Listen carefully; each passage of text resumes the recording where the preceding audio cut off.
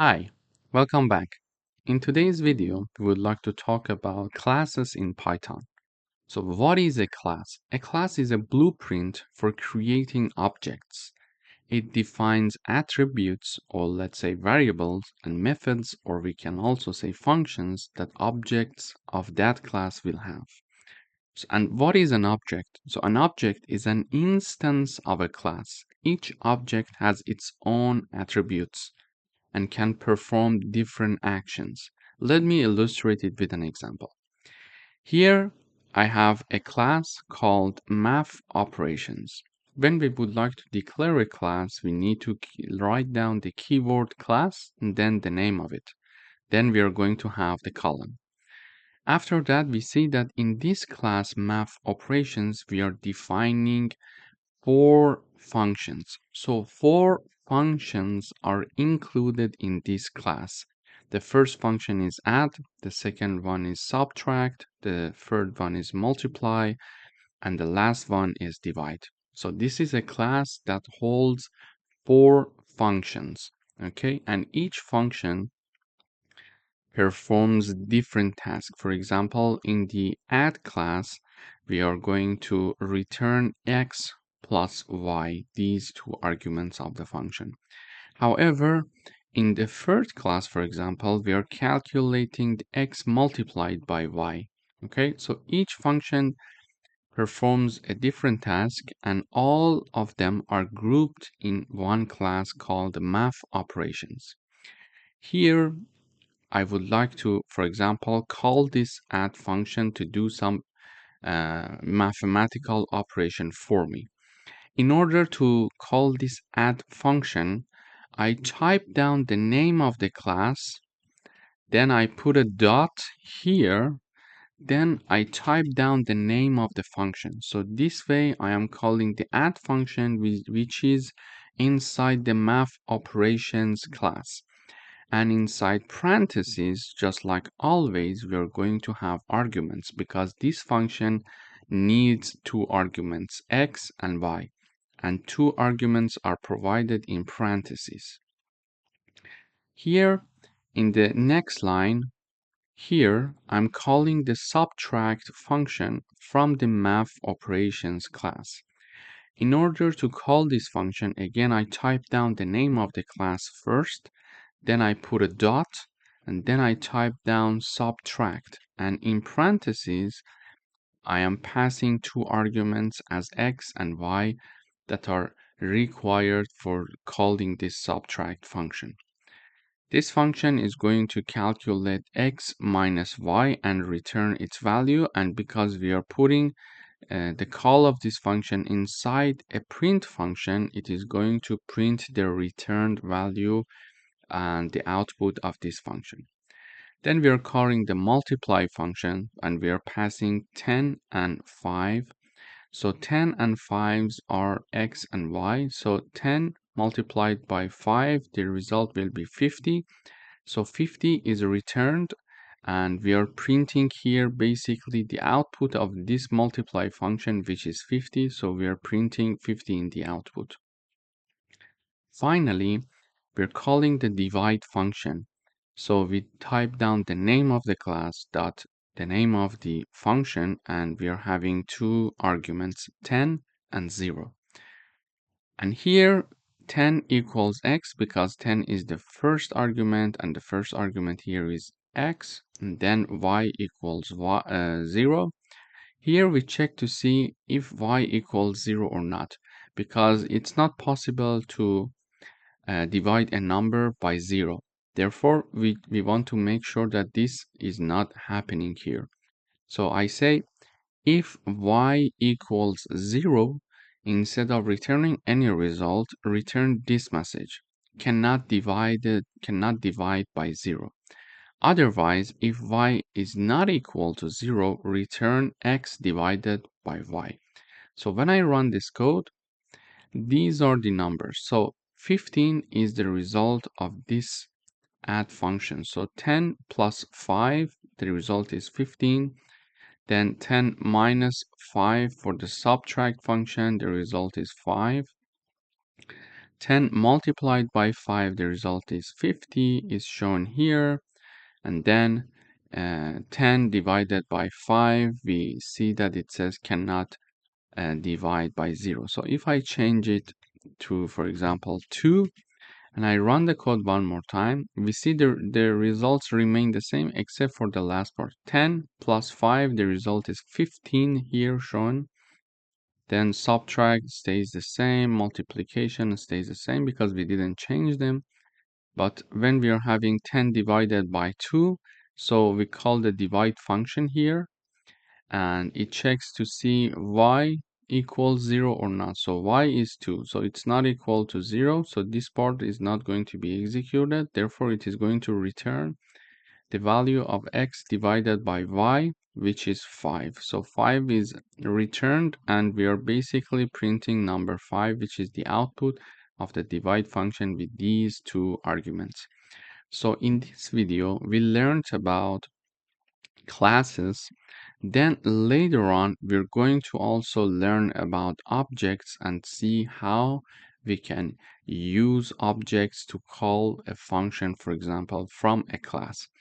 And here we learned that we can group relevant functions in one class in Python to increase the readability of our code. And we learned how to call a function from a class. Thank you for watching. Hi, welcome back. In today's video, we would like to work with another class example. So we would like to have message printer class that handles printing different messages through different functions. This class contains methods, or let's say functions, to print different types of messages. Here is my class. To declare a class, I use the keyword class and then type down the name of the class, and in this case it's message printer, and then we are having the column. Here are my functions. 3 functions are defined inside this class. So the first function is named greet, and you see that we have no argument for this function. For example, we don't have x and y inside the parentheses. So whenever we want to call this function, we don't have to write any arguments inside the parentheses. We can just call them by their name and empty parentheses. Whenever this function greet is called, this message is shown in the output. Hello, welcome to our program. This is what the greet function is going to do for us. Then we are having another function called farewell. And this function also requires no argument. And whenever this function farewell is called, it is going to print goodbye. Have a great day, message in the output. So whenever the farewell function is called, it is going to print this message in the output. And the last function is called error message. So whenever this function is called, this error message is shown in the output. Error, something went wrong. So this was my class.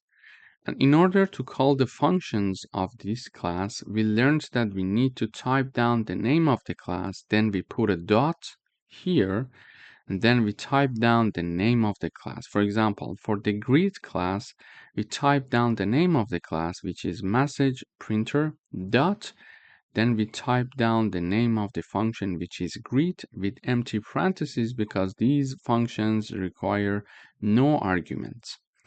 So when we call this function, this message is shown in the output. Then we call the farewell function, and also then we call the error message function. So we expect that in the output, we are going to see this message, then this message, and then this message. So when I run this code, we see that this message is shown. Hello, welcome to our program. Or goodbye, have a great day. And finally, error, something went wrong.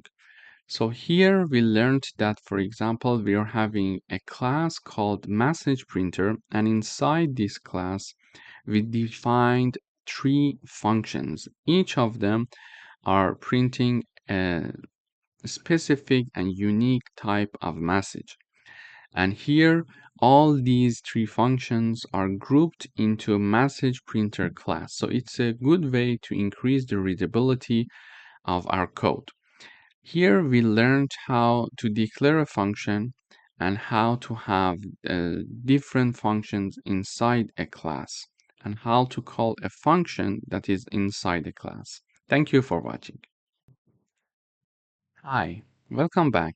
In today's video, we would like to declare and create a class called shape calculator. And in this class, there are three functions that calculate area of different geometric shapes. Here, in order to create my class, I type down the name of the keyword class and then the name of the class and then colon. So the name of my class is shape calculator. Inside this class, I'm having three functions. The first function is the area of a square. And in order to calculate the area of a square, we need to have one of the sizes of that square. And this is the argument of this function. So whenever we call this function, we at least need to have this number inside the parentheses. When we're calling this function, we must have this number inside the parentheses. And basically, this function is going to multiply sides to itself. A side multiplied by itself is going to be the output. It is going to be the output of the area of a square function. Then we are having another function called area of rectangle, and there are two arguments for this function, length and width. So this function is going to return the multiplication of length and width. So length multiplied by width, it is going to be the output of the area of rectangle function.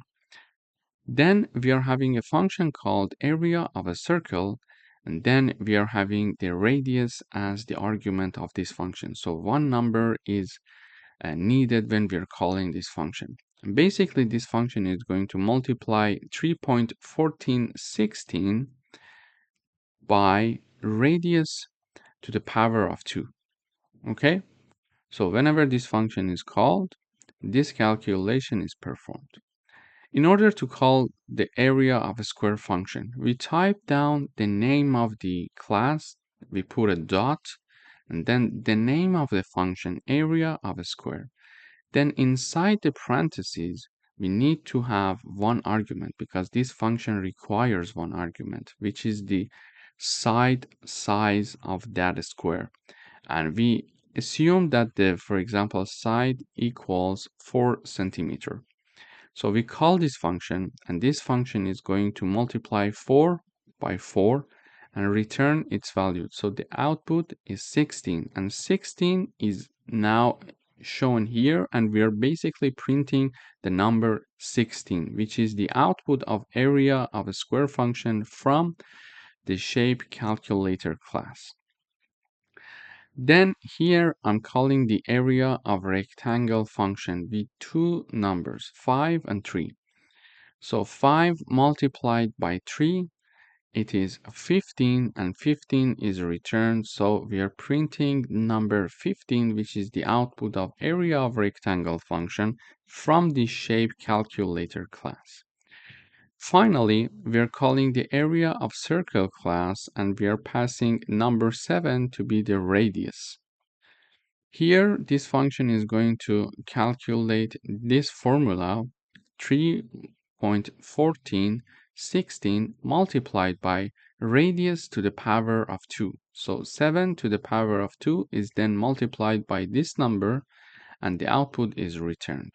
Okay, and we are going to print the output. So when I run this code, we see that first we are having number 16, which is the result of this function. We could also show a message. For example, here we could have a message, the area of square is. So when I run the code one more time, we have a message, so it's more clear in the output. We can do the same for the rest of the functions as well when we are printing their output. For example, here the 16 comes from this function, area of a square, because this is the first function that is being called. So this is why I say that the first result is for the first function, because this is the first time that we are calling a function in this code. So area of a square, 4 multiplied by 4, so the output is 16. Then the 15 is for this function, length multiplied by width, which is 5 multiplied by 3, so the output is 15. And finally, the area of circle, we see that this number is shown in the output, which is the multiplication of this number by this number. So 7 to the power of 2 is 49, and then 49 is multiplied by this number, and this is the output of that formula, and then output of that formula is returned here, and it is here. So we are printing the output of the area of a circle function from the shape calculator class. Again, here we grouped the relevant functions inside one class to increase the readability of our code. And in this example, we learned how to call a function from a class, and then how to pass arguments and see the output here in the terminal. Thank you for watching.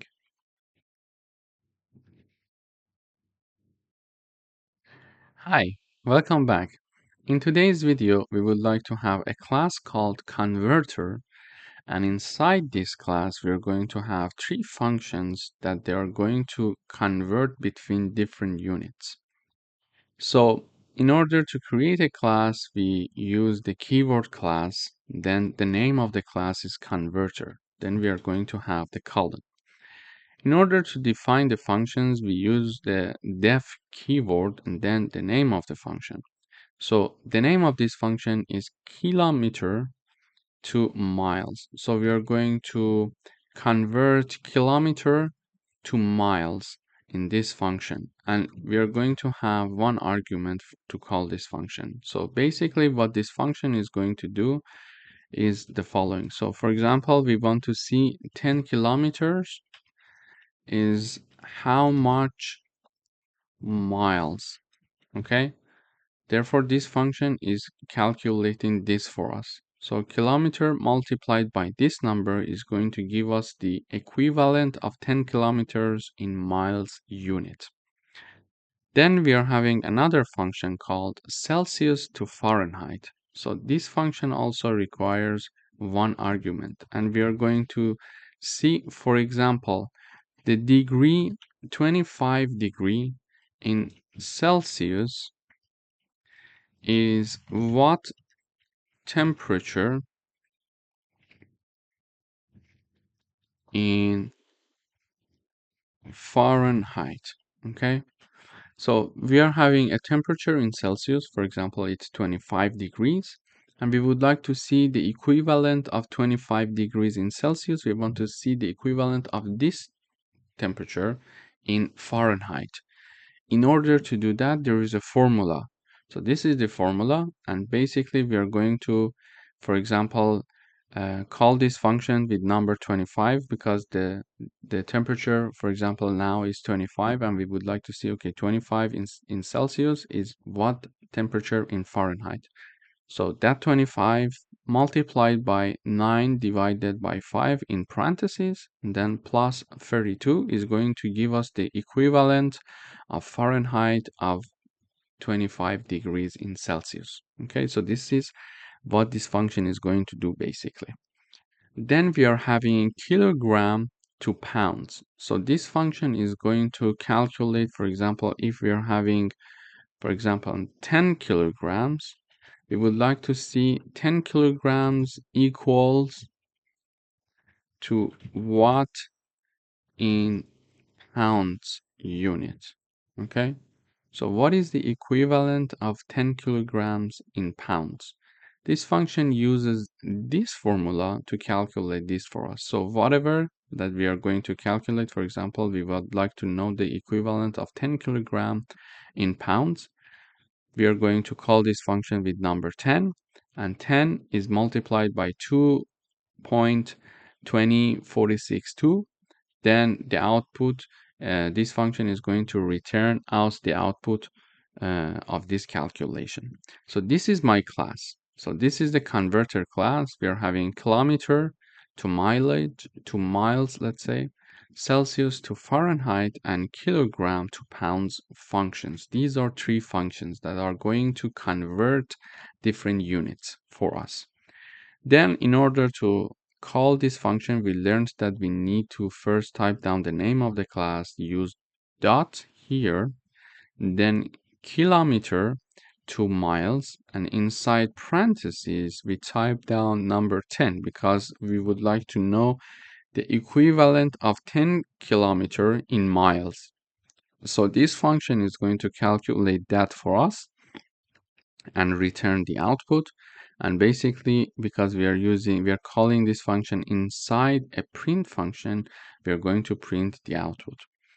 Then we are going to do the same with the Celsius to Fahrenheit function. We would like to know the temperature 25 degrees in Celsius is what temperature in Fahrenheit. What is its equivalent in Fahrenheit, let's say. So we call this function Celsius to Fahrenheit, and we're passing number 25 as the argument, and this function is going to do this calculation and return the output, and we are here printing the output. And finally, we are having the function called kilogram to pounds, and we would like to know, for example, 5 kilograms is equals to, let's say, 5 kilograms equals to what in pounds unit. Okay, so we would like to know the conversion of 5 kilograms in pounds. In order to do that, there is a formula here, so we call this function with number 5 as the argument, then we are going to return the output here. So when I run this code now, we see that the first result is 6.2 approximately, let's say. So 10 kilometers equals to 6.2 miles. Then 25 degrees in Celsius equals 77 degrees in Fahrenheit. And then 5 kilograms equals around 11 pounds. So this is how we grouped three relevant functions for converting between different units in one class called converter, and then one by one we called these functions. Thank you for watching. Hi, welcome back. In today's video, we're going to have a class called text processor, and it is going to perform, there are functions in this class that they are going to perform text related operations. For example, let me illustrate it with an example here. So this is the class called text processor, and there are three functions in this class. In order to create a class, we're going to use the keyword class, then the name of the class, and then the column. We can change the name of the class to whatever we want. We can name it X, we can name it Y, H, whatever we want. But it's preferable to write down a number a name that makes sense so you can remember it easily. For example, when I see this name on my class, for example, text processor, I would say, okay, I understand somehow about the functions that are inside this class. So text processor, okay, I'm having some functions that are doing something related to text. So this is how I choose the name of my class. In the previous videos, for example, you saw that the name of the class was converter because inside of that class, I was having functions that they were converting between different units for me. So you can name this function to be X, but then you need to remember X means what. If you provide a name that means something, it would be nicer because when you're having a very long line code, for example, 2000 lines, and you're developing this code over 3 months, you may not remember why you named a class X and what the class X is having inside of it. So what are the functions doing inside of this class? So it's better to have a nice name for classes and also for functions. Here, inside this text processor class, we're having three functions. The first function is called count words. So when looking at this function name, we can see that, okay, this function name is count words. So this function probably is going to count the number of words that we are having. Or this function name is reverse text. So this function is probably trying to reverse for example, a string for us.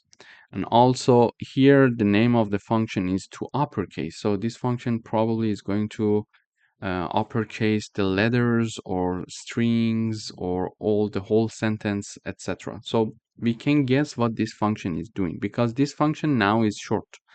But we may have in the future, when we are developing our code, we may have, for example, a function with 200 lines. So it's not easy every time that we want to see what this function does. We need to go through all the lines to understand, okay, this function was doing this. So it's nice to smartly choose the name of the functions. Also, you can put comments. For example, I can type down this function is counting the number of words in a sentence, for example. Okay. And this function is doing, for example, the reversing of a sentence, etc. So this way you can also remember, okay, this function is going to do this for us. So now this function is having one argument. The argument is a string here, we see. And then we are in this function, basically we are counting the number of words in a sentence.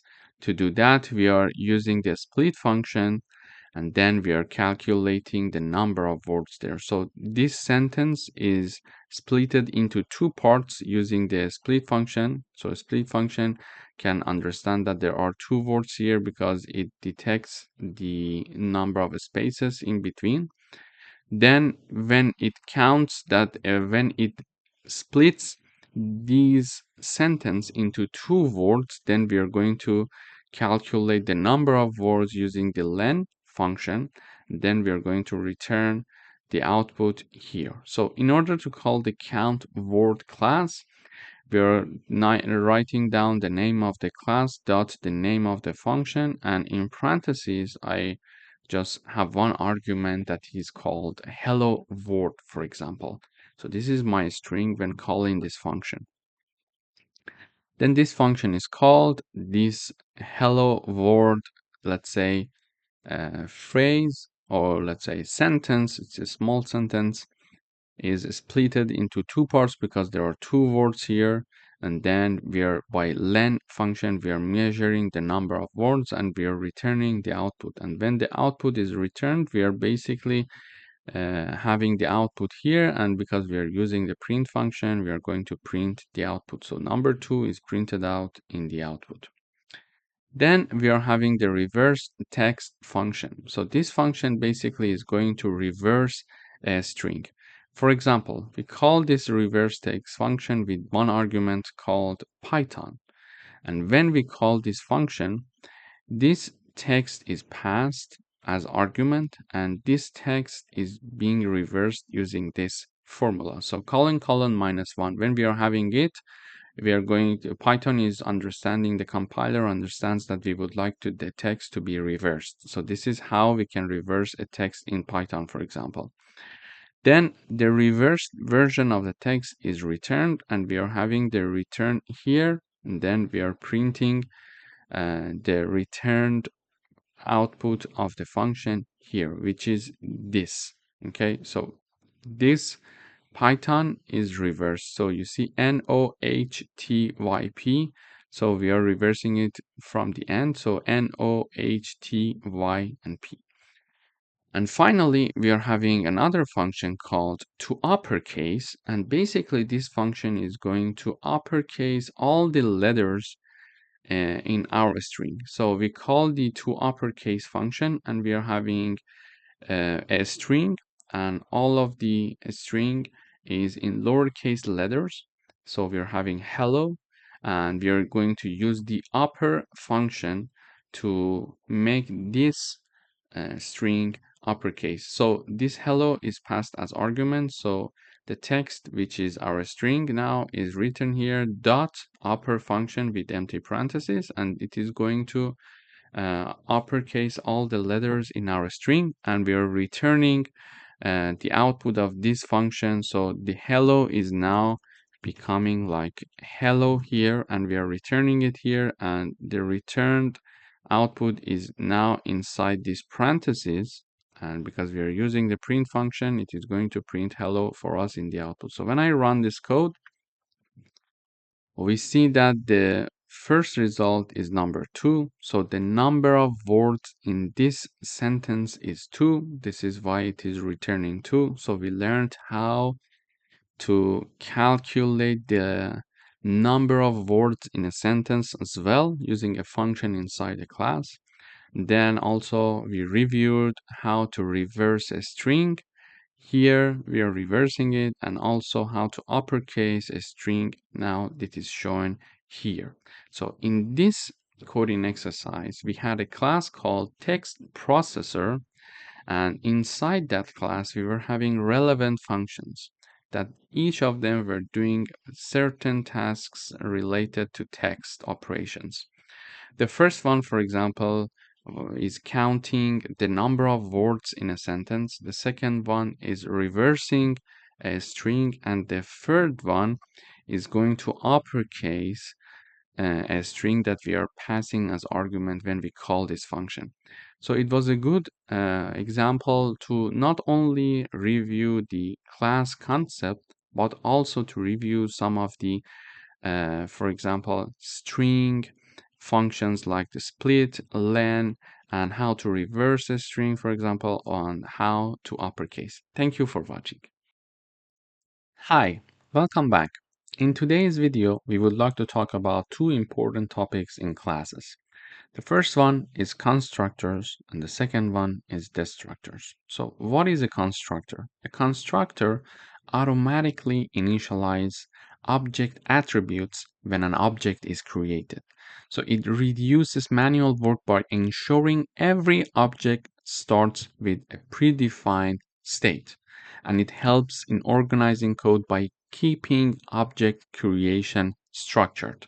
Whenever we want to use constructors, we need to use this code, okay? Underscore, underscore, init, underscore, underscore. So this is how we create constructors inside a class. And destructors, whenever we want to create them inside the class, we need to have underscore, underscore, del, and then underscore, underscore. So this is how the destructor is created in a class. Basically, destructors are also used to clean up resources, for example, files or database connections, etc. And it ensures efficient memory management. So in order to create an example for you here, we have brought this example for you. We're going to give you a specific example in which you can learn about constructors like here and destructors like here, okay? So in this example, we are having a class called person. We are creating the class using the class keyword, and the name of the class is afterwards. So person is the name of the class. Then we are having column. Here is my constructor. Here is a function called introduce, and here is my destructors. Okay. And then here in the main part, we are creating an object of the person class. So in order to create an object, we are going to name it something, for example, person1, this is the name of my object here, equals, then we type down the name of the class, which is person, then we are passing two arguments. Why am I passing two arguments here? The reason is because of the constructor. So constructor has a self argument that is always there. So the other arguments are the arguments that we need to use when we are creating an object. So when we are creating an object from the person class and we are having a constructor, now we are having two arguments that we need to declare them when we are creating an object. This self is always there and we need to consider having it. Apart from that, we are having two arguments, name and age. So why I'm passing two arguments here? Because my constructor requires two arguments. So I'm creating an object called person1, and in order to create an object in Python for the person class, for example, I type down the name of my object, for example, person1 equals person, which is the name of the class, and in parentheses, we type down the arguments. So in this case, we need two arguments. There are cases when we need to have one argument or five arguments. It depends on our constructor. So when an object is created, automatically the constructor is called. So this is one of the features. So automatically the constructor is called, and then using this argument, we are initializing these two attributes. So these two attributes are two variables of the person class, okay? And we use this first argument, which we call self, to fill these two variables. So these two variables are name and age. In order to assign some value to them, we use self.name and self.age, and these arguments that are passed when we are creating an object and the constructor is automatically called, these two values are going to be assigned to the self.name and self.age. So let me review it one more time. I am creating an object called person1. In order to create that, we need to equal it to the name of the class person, and in parentheses, we are going to have two arguments. Why two arguments? Because I have a constructor, and apart from self, I'm having two other arguments. So for these two arguments, we're going to have two arguments here when creating an object. So when the object is created, automatically the constructor is called. And these two arguments that are passed for this constructor, automatically name and age, are assigned to name and age. Okay, and they are public variable. In later videos in this section, we are going to talk about other variables as well. So we are having public variables, protected variables, and private variables. We're going to talk about them. So just know that there are three types of variables, and in this video, we're talking about public variables, and we're going to comprehensively review all of them and compare their features. So this name Alice is assigned to self.name, and number 30, which is the age here, is assigned to self.age. So here the constructor is called with the creation of an object, and we are now initializing our attributes that are name and age with the object that is created with these two arguments, Alice and 30. So now we are having an object called person1, and person1 information is stored. Alice is the name and 30 is the age. Okay.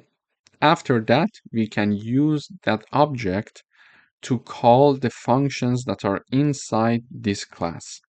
So I type down the name of the object and then dot and then the name of the function.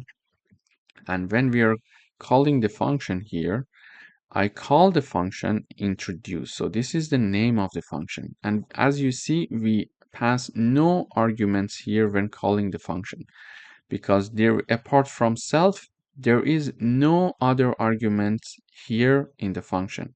And we said that by default the self is there. So self is there and no other arguments apart from self is there. Therefore, we call the function with no other argument. So the introduce function is called. When this function is called, basically it is going to print the information of that we stored in the person1 object. Okay, so it is going to show this message. Hi, I am, then put the name of the person, which is Alice, because we assigned these two, let's say, arguments for the first object using the self name and then self age. So I am, then Alice is shown because self.name is used, and I am also the age of the Alice is shown 30 years old here. So because I'm calling the function introduce using the first object, it is going to print the information regarding the first person, because the first person information is assigned as arguments for the first object. So if I have, for example, person2 equals person, and then here I type down Reza, and then the age is 33. So here, if I am creating a new object, okay, now I'm creating a second object with the new information. So the name is Reza and the age is 33, for example. Then I use this object, this new created object, and call the introduce function. Now, if I run this code is going to, let me comment this part. First, call the introduce function using the first object, which holds the information of Alice. Then when I use the second object to call the introduce function, this function is going to print the information that are stored for Reza. So let me run the code. So when I run the code, first of all, we say constructor called, creating an object. So we mentioned that when we are creating an object, automatically a constructor is called. When this constructor is called, this message is shown. Then these two arguments that we passed to this constructor are assigned to the attributes name and age. Okay, so constructor called creating an object. So constructor called creating an object. Then we call the introduce function. So introduce function says, hi, I am Alice and I am 30 years old. So this is the introduce function is printing the information of Alice because we are using the first object to call the function. Then I'm creating the second object. It says again, constructor called, creating an object. So this message is again shown.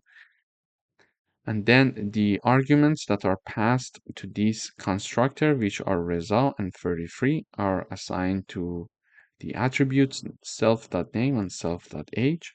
And then the introduce function is called. When the introduce function is called, the information of Reza is being printed out here because we are using self.name and self.age here. And we are using the second object, therefore it is going to talk about the Reza information because the second object was for Reza. So you see, hi, I am Reza and I am 33 years old. So this is how actually we can have one function, but we can have one class and one function, but we are having different objects and each object holds information of a specific person. After doing all of these things, we are going to delete our let me now add this one, our objects. Okay, and when we are going to delete our objects, the destructor will be called again automatically, and we need to delete them for efficient memory management. So when I delete person1 and person2, this constructor that the name is underscore underscore del underscore underscore is called, and this message is shown. So destructor called deleting object of first Alice and then Reza, because this destructor is going to be called two times because we are having two objects that are being deleted. So one time for person1, which is Alice, and one time for person2, which is Reza. So when I run the code one more time, it says constructor called, then the information of Alice, constructor called, the information of Reza, and then it says destructor called, deleting object of Alice and deleting object of Reza. So these two objects are being deleted, therefore we make sure that the efficient memory management is performed in our code. So to summarize, a constructor called automatically when an object is created, and it is used to initialize our attributes, and it uses self to define object specific attributes. So this is a summary of the constructor, and for destructors, they are called automatically when an object is deleted, and they can be used for cleanup tasks, for example, for closing files, releasing resources, etc. So in this video, we learned first of all how to create an object of a class, then how the constructor would work, and also how the destructor would work and why they are necessary to be used. And also we learned that if we are calling this function with two different objects, it can show two different information for us. For example, we called the introduce function with the first object, and it was going to show the Alice information. Then we call the function the second time with the second object, which was holding the information of Reza. Then this introduce function was printing out the information of Reza. So this is a summary of how we can use constructors and destructors to increase the efficiency of the memory management, and also help us to automatically initialize our attributes. Thank you for watching. Hi, welcome back. In today's video, we're going to work further with constructors and destructors. Here, I am having a class called person, and I'm having a function called createPerson. I'm having a function called introduce. Then I'm having the constructor and then destructor. And here in the main part, basically, I'm calling only the createPerson function. Okay. So here I would like to create an object inside a function. In the previous video, we learned how we can create an object here. For example, I was typing down, for example, person2 equals, then the name of the class, and then we could, for example, put some information like Alice, 30, etc., and call the introduce function afterwards. This is what we did in the previous video. But here, I would like to create an object inside a function of the class. So in order to do that, first of all, I call the createPerson function. In order to call that, I first type down the name of the class, then I use dot, then I call the createPerson function. In this function, what happens is the following. So this is the name of the function. And here I'm typing down the name of the class again. I'm having two arguments, and it is equal to p. So p is an object that we are creating for the person class, and these are two arguments. And we learned when we are having a constructor, when we create an object of that class, we are automatically calling the constructor. So here we are creating an object inside a function of the class rather than outside of it. Okay, outside of the class. Here, the object is being created, therefore, the constructor is automatically called, and these two arguments, Bob and 25, are assigned to the attributes, which are self.name and self.age. They are assigned. Then everything is finished. We go up here, and we are not showing any message in the output to say, okay, the constructor is called, but we could also show this message saying that the constructor is called. Okay, we could have that as well. So when we create the object, this message is shown because the constructor is called, and these two arguments are initialized and are assigned to initialize the attributes self.name and self.age. Then we go up and continue the execution of this function create person, and we use the object to call the introduce function from the person class. So I type down the name of my object dot, and then the name of the function which is introduce. So this function is now called, and this function is going to print information regarding the Bob, because we are calling this function with an object that was used to, pass arguments and data and information of Bob. So this introduce function is going to print, hi, I am Bob and I am 25 years old. So this message is being shown in the output when the introduce function is called. And then everything else is finished, and we are going to have, for example, here, if we want to delete the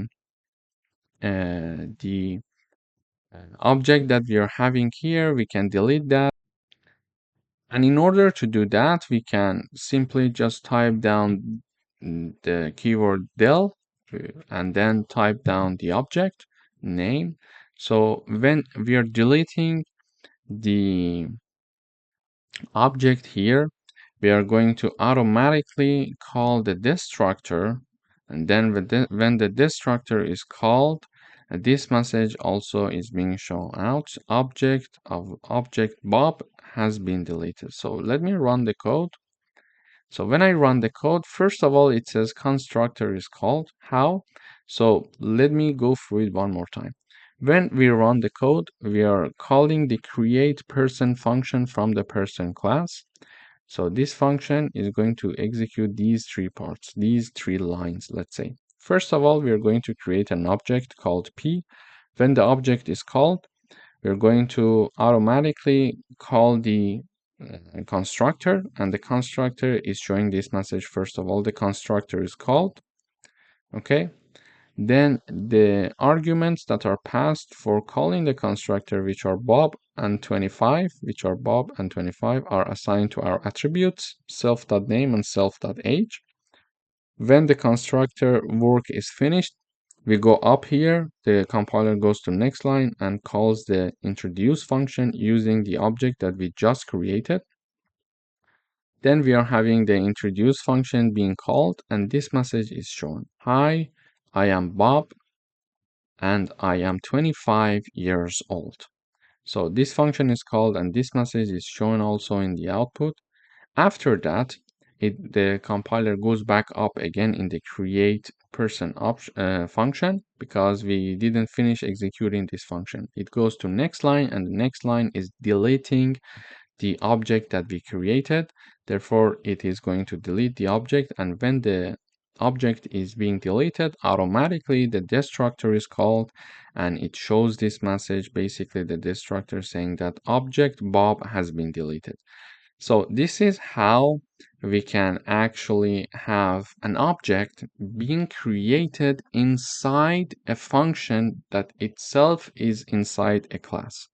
In the previous video, we learned how to create an object outside of the class for the class, but in this video, we learned how to create an object inside a function that is inside a class here. And then inside that function, we are going to create an object. So automatically the constructor is called, and then we're calling another function in that class.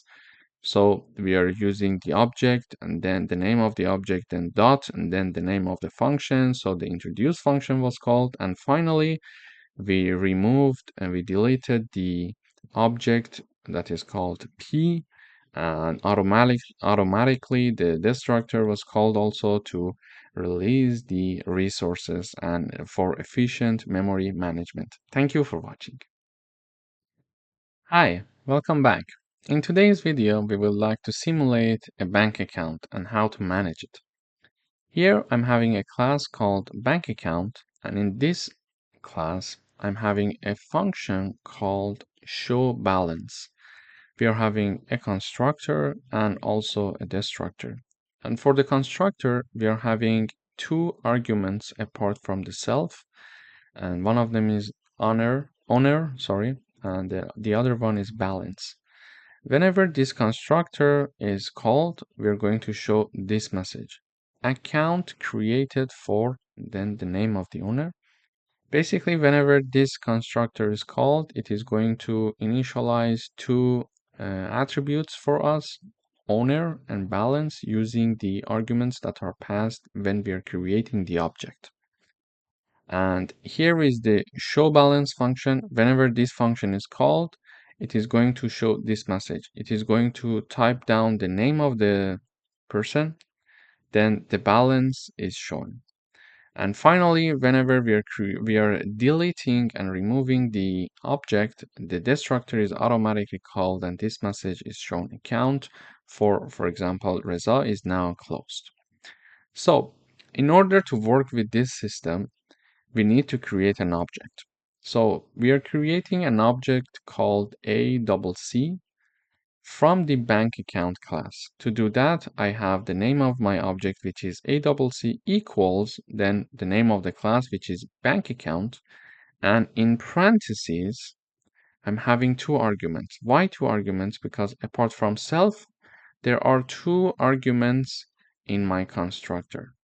So Alice is for the owner and 5,000 is for the balance. And then when the object is created, we learned that the constructor is going to be called automatically, and it is going to initialize our attributes with the arguments that are passed when we are creating the object.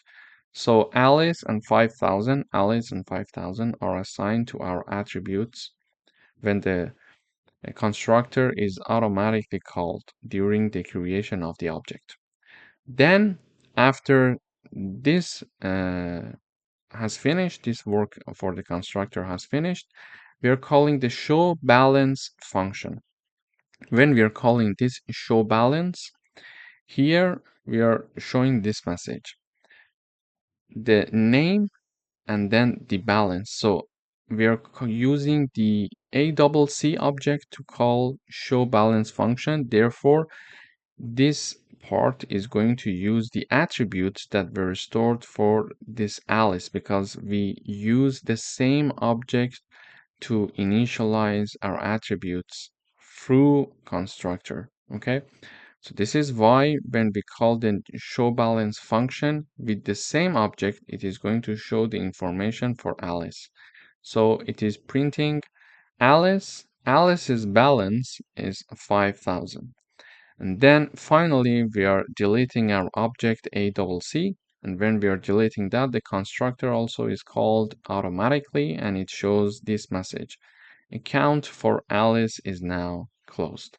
We could have another function, for example, for the withdraw, and we could discuss, for example, if Alice is going to withdraw some amount of money, for example, that could be reduced or added if they want to deposit some money to their balance. This could be also possible and one option to extend this exercise. You can do it yourself. For further exercise, you create a new option and a new function, for example, for depositing the money, and another new function for withdrawing money from the bank. And then you could call those functions to add some amount of money or some withdraw some amount of money. But you need to be careful when you're creating an object. You need to have more arguments for the amount of deposit or the withdraw that the person, for example Alice, would like to have. So let me run the code. When I run the code, it says account created for Alice. So we are creating the object, therefore the constructor is called and this message is shown, account created for Alice. Then we are calling the function called show balance, and then show balance function is called and the information of Alice is being printed. Alice's balance is 5,000. And finally, when we are deleting the object, we are showing this message, account for Alice is now closed. So this is how we can use a class, an object, to work with different systems. In this case, we were simulating a bank account system, and it's very useful. We can have it with many other systems as well. So you see that they are practical and they are used in real world. Thank you for watching. Hi, welcome back. In today's video, we're going to work with a shopping cart class, and it is going to simulate a situation where we would like to add some products or item to our shopping list. Here, I'm having a class called shopping cart. We are having a constructor, and whenever the constructor is called, we are showing this message, shopping cart created. And we are simply having a list of items and it's empty for the moment. Then we are having a destructor also. Whenever the destructor is called, we are having the shopping cart discarded. In between, we are having two functions. So one function is called add items. Whenever this function is called, we need to have one argument, and basically this argument is going to be added to the list that we initialized when we created, let's say, when the constructor was called and was executed. So whenever the add item function is called, we need to have one argument, and that argument, which is our item, is being appended to the item list using the self.items. Okay. Then we are saying that that item is added to the cart. So this is how the add item function works. And then we are having a function called show cart. And whenever the show cart function is called, it is going to show the items that we add in this list. Okay, so cart contains, and it is going to simply give us the items that are in this list for us. So here in the main part, I'm creating an object called cart. And then in order to create an object of shopping cart class, I type down the name of the object equals the name of the class. And you see that inside parentheses, we have no argument. This simply means that the constructor requires no argument. And when we check the constructor, we see that we have no other argument apart from self. So when creating an object, we don't need to have any arguments. And when we are creating the object, automatically the constructor is called, this message is shown, and then the list is created. After that, we would like to add, for example, items to our shopping list.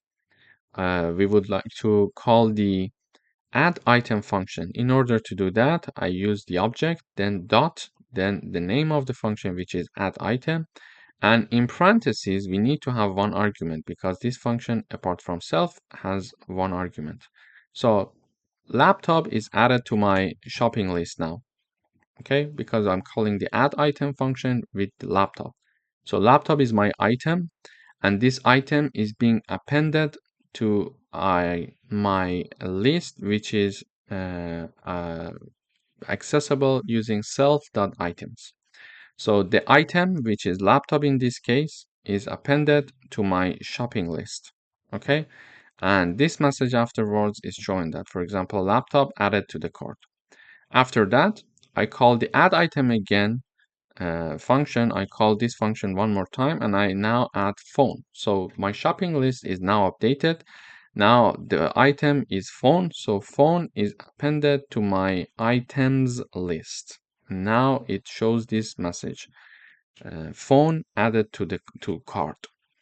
Then after that, we are going to call the show cart function. So we would like to know, okay, what is the shopping list now? What is the status? How many items are there, etc. We would like to know how many items we added to this shopping list. It's like the shopping basket, let's say. And then when the show cart function is called, we need no argument because apart from self, we have no other arguments. And it is going to say cart contains, and it is going to show me the list that we are having. And finally, we are going to remove the object that we created. Therefore, the destructor is going to called, and then this message is shown, shopping cart discarded. So let me run the code. So when I run the code, it says shopping cart created. This is this message. So when we are creating the object, when we are creating the object here, the constructor is automatically called, and therefore this message, the constructor is automatically called, this part.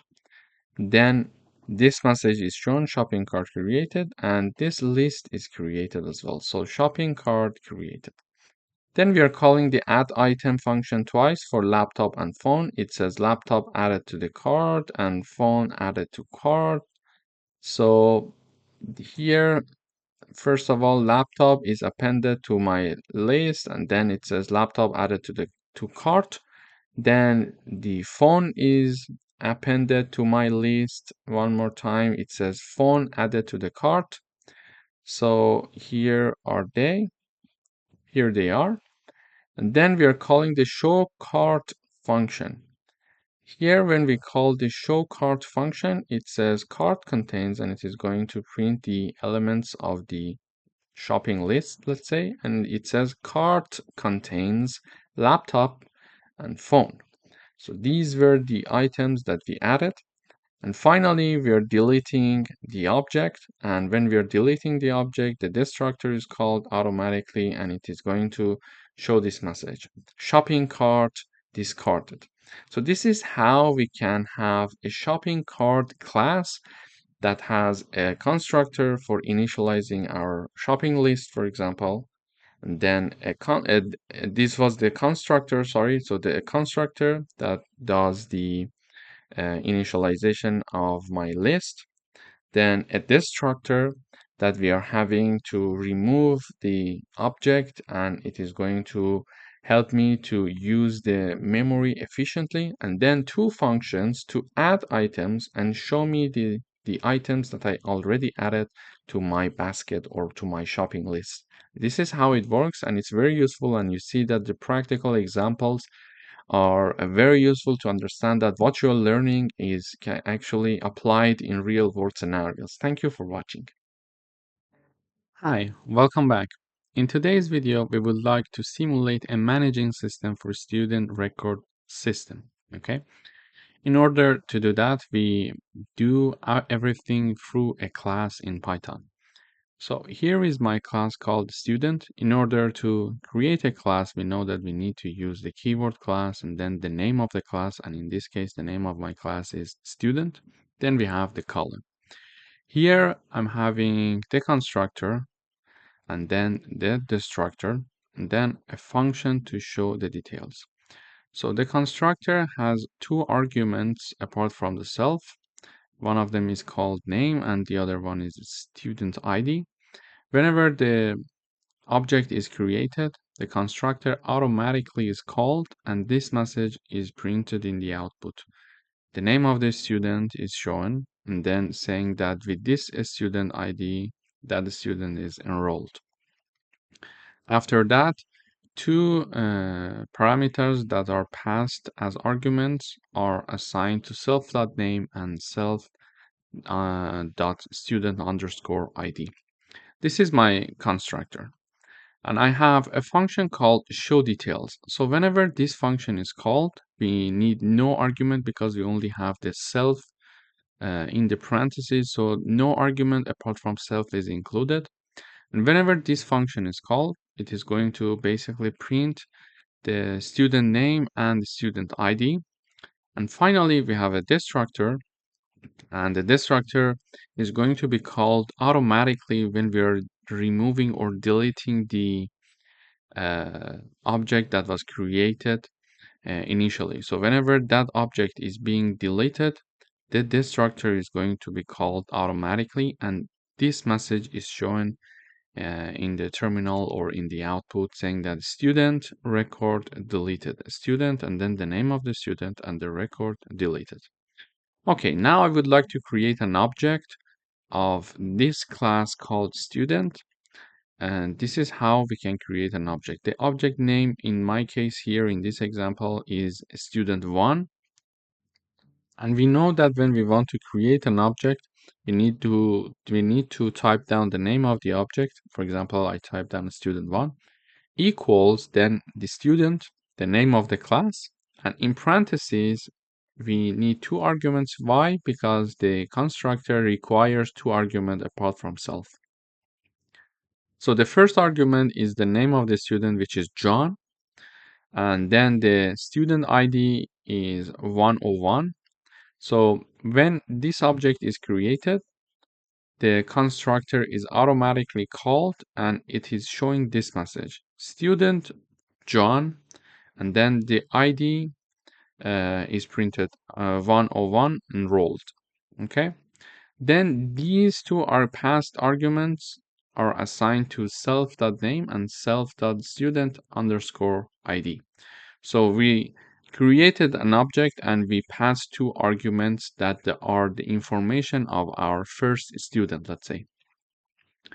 After that, we use the same object and call the show details function. And in parentheses, we have no argument because we need no argument.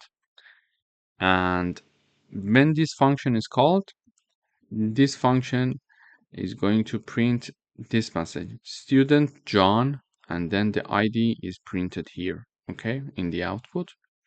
And finally, we are deleting the student object. So the object is removed, and now when it is removed, the destructor is called and saying that student John record deleted. Let me run the code. So when I run the code, it says student John ID 101 enrolled. This is the message exactly coming from the constructor because we're creating an object. So this constructor is activated and this message is shown. Then this message is shown in the output, student John ID 101. So this is a message from the show details function. And this is where actually we call this function. And finally, we are having student John record deleted here. And this comes from this part, which is the destructor, and the destructor is activated actually when we are deleting the object that we created. So if we want to add a new student, we can create a new object, for example, student 2. Then we can type down the information of the second student, for example, Alice, and the student ID is 102. Then we call the show detail function, and actually after that we are going to remove the object for the efficient memory management. So when I run the code one more time, we see all these informations. For example, student John enrolled, student John, this is the show details function message. Then we are having the second object being created. So we are saying that, okay, Alice enrolled with the student ID of 102. Then we are showing the details of the second student, Alice ID 102, and this comes from this call of show details function. And in the end, the records of both students are being deleted because we are removing both objects in the end of our program. So when I create the second object and I use that object to store, or let's say pass the information of the second student, whenever I call the show details function with the same object, it is going to show the Alice information for me. But if I call the show details function using the first object, it is going to show me the John details. And this is how we can create several objects from one class and store information of different students, for example, here in managing a student record system. Thank you for watching. Hello, welcome back. In today's video, we would like to simulate a system that manages a library book checkout. And we are going to do that through a class. This is the keyword of the class because we would like to create a class. And the class name is library book. We are having our constructor, and the constructor has two arguments apart from self. And the arguments name are title and author. So we are having two arguments apart from the self in our constructor. And whenever we are creating an object of the library book class, we are going to automatically, let's say automatically this constructor is called. and then this message is shown. Book, then the title by author is now available. And then we are assigning these two arguments that are passed for constructor, or we are assigning them to self.title and self.author. And then we are having a function called checkout, and it has one argument apart from self, and the argument name is user. Whenever this function checkout is called, this message is shown saying that, for example, user, the name of the user, for example, checkout, and then the title of the book. And we are having a destructor, and whenever we are deleting the object that we created from this class, the destructor automatically is called, and this message is shown in the output. We are saying that, for example, book, and then we put down the title of the book, removed from library system. So let me illustrate all this information through an example. Here I would like to create an object from the library book class. So I type down the name of my object. I would like it to be book1. You could have like X, you could have H, you could have R. It depends on you. It's just a name. It's not important. So I name it book1 equals then the name of my class, which is library book, and in parentheses I write down the title and the author of a book. For example, 1984, it's a famous book by George Orwell. Therefore, I am creating an object and storing this information. Okay, the book title is 1984 and the author is George Orwell.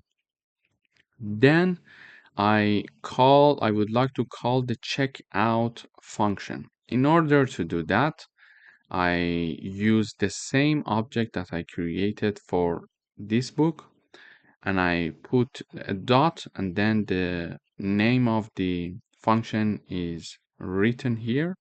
And then in parentheses, I have the name of the user who actually took this book. For example, Alice took the book called 1984 by George Orwell. Okay, so this function is called. Whenever this function is called, and this message is shown saying that, okay, Alice checked out 1984. And finally, we are here deleting the book1 object that we created from this class. And when we are deleting this object, the destructor is automatically called and saying that book 1984 removed from library system. So when I run this code, we see that it says book 1984 by George Orwell is now available. So this is exactly the message comes from the constructor because we created an object. Then we are saying that, okay, Alice, for example, she is one of the members of the library, checked out 1984. So the book called 1984 is checked out by Alice. And finally, when we are removing the object, we are showing this message, book 1984 removed from library system. So here, this message is shown. We could have another object, for example, for another book, for example, Harry Potter. We could have another object for another book. So different books could be inserted into this system by using different objects. And this is how actually we can manage a library book checkout system in Python. Thank you for watching. Hi, welcome back. In today's video, we would like to create a class called car. Here is my class. I have a constructor here that has 3 arguments apart from the self, and these 3 arguments are assigned to attributes called self.brand, self.model, and self.year. So whenever we create an object of the car class, we are going to call automatically the constructor, and these arguments are assigned to attributes. Then we are having a function called display info. So whenever this function is called, we're going to print this information. So the year, the brand, and the model. So the attributes. Okay.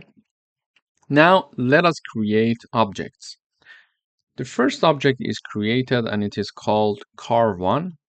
In order to create that, it is assigned to be equal to car, the name of the class, and then in parentheses we are having 3 arguments as we discussed here.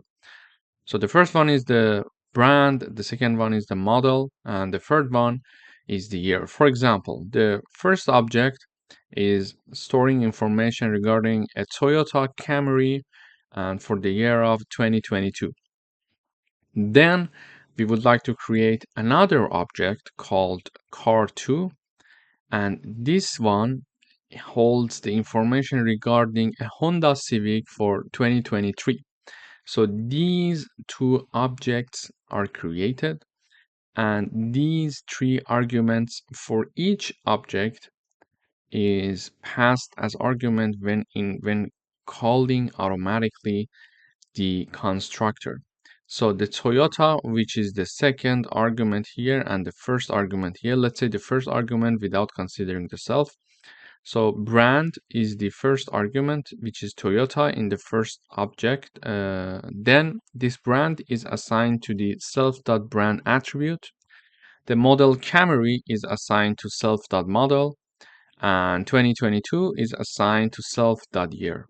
So this is how the information is stored for the first object. And for the second object, Honda, is assigned to the attribute self.brand. Then Civic is assigned to self.model, and 2023 is assigned to self.year. So this is how these 2 objects are created, and they are passing information regarding 2 different cars.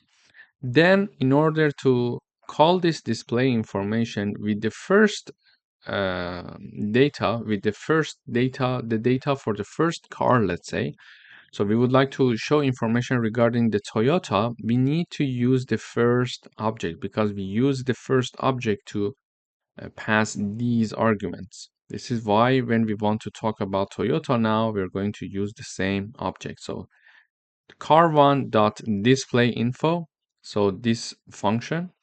Then whenever this display info function is called, this line is being printed in the output saying that, for example, 2022 Toyota Camry. And then we use the second object to call the same function. However, this time the information regarding the second car is going to be shown in the output saying that 2023 Honda Civic. So when I run this code, we see the output is like this. So one time the first function is called, the display info function is called for the first object. Then the same function is called for the second object, and these 2 information are shown in the output. Please note that for the constructor, we didn't have any message to be shown in the output. So we could have, for example, a message saying that, for example, the constructor is called. Okay, so now when we run the code again, when we are creating these 2 objects, we see that the message is printed twice in the output. And also we don't have destructor for this example, but we could have also a destructor by which which could be activated when we are deleting these 2 objects. For example, in the end, we could have car1 and then car2. So now we are deleting these 2 objects, but nothing is being printed out in the output because we don't have a destructor in our code. If we were having a destructor, we could have a message like a print showing that, okay, the destructor is activated or it is called. Thank you for watching. Hi, welcome back.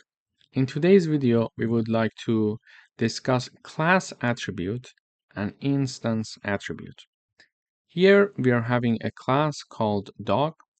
We are having a class attribute called species, and it is assigned to be canine string. So this is a class attribute because it's not inside any function or any constructor or destructor. This is for the class individually.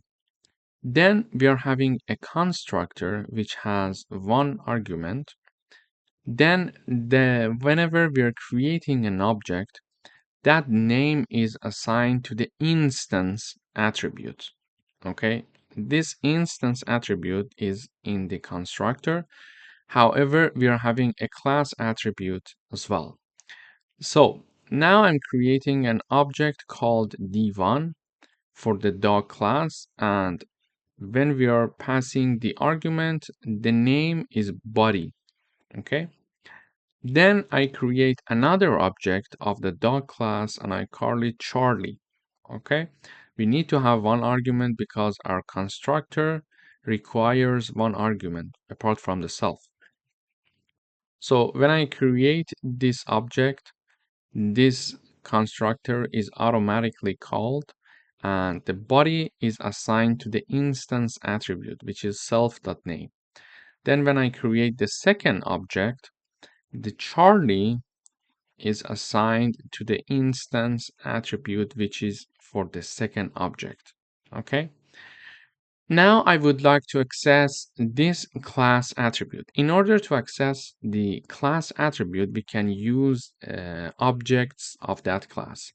So here I use the first and the second object to access this species class attribute. So simply I type down the name of my object dot the name of the class attribute, which is species. And I do the same for the second object, and I use the print function to print it in the output. So when I run the code, I see cannon is being printed in the terminal 2 times, one using the first object, one using the second object. So we learned that in order to access a class attribute, we can use any object of that class. It doesn't matter if the first object or if it is a second object. When we have an object of that class, it is possible for us to access that class attribute through that object.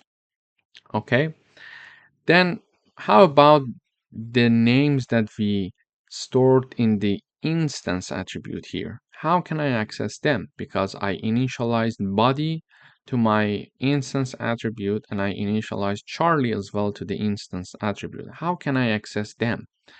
Now that I don't have a function like a display function to display information whenever I call that function using the object that I created here.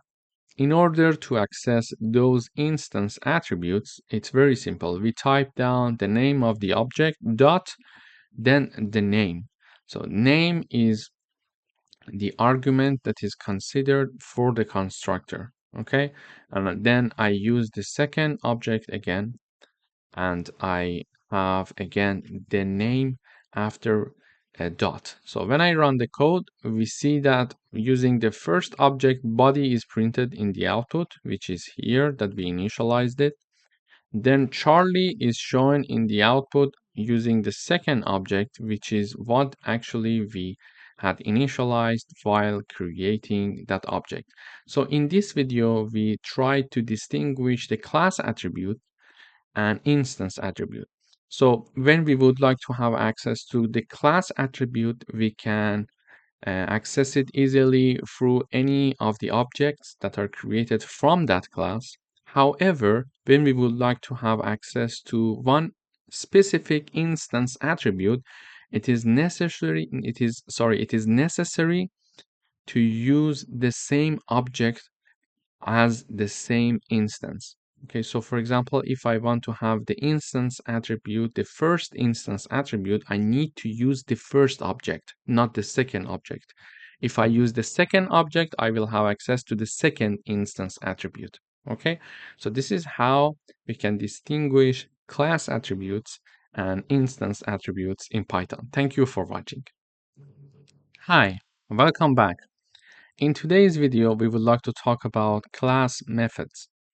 Here I'm having a class called school. We are having a class attribute called school underscore name. Then it is assigned to a string. So a string is ABC high school. This is my class attribute. Then I'm going to talk about the class method later, but then I'm having a function called change underscore school underscore name. And the first argument is CLS, and then the second argument is the new name. So whenever this function is called, we need to have one argument apart from the CLS. Then that argument is assigned to the class attributes using the CLS. Okay? So let me illustrate it with an example. Here is my example. Now this is my class. Then as we discussed, the class attribute is named school underscore name, and it is assigned a string that is ABC high school. I would like to print this. In order to access that, I write down the name of the class, which is the school, then dot, then the name of the class attribute, which is school underscore name. And I use the print function to print it in the output. So when I run the code, I see that in the output, we see ABC high school. So it is printed in the output. However, what if that I would like to change this class attribute? One way to do that is class method. So if we want to change a class attribute, using the class method, we should have @ class method, then have a function to do the job for us. And this CLS is our parameter that can help us to access this class attribute and to modify it. For example, here I want to call this change school name function.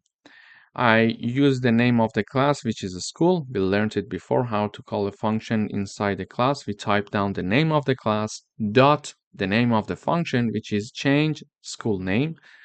And then because this function requires one argument apart from the CLS, we are going to pass a new argument. So we would like this string XYZ Academy to be there for our class attributes. So we would like to replace ABC High School with XYZ Academy, this string.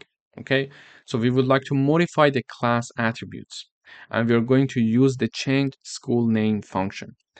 Therefore, I type down the name of the class dot the name of the function, and then in quotes I type down my new name, let's say, and I assign it to school underscore name using the CLS.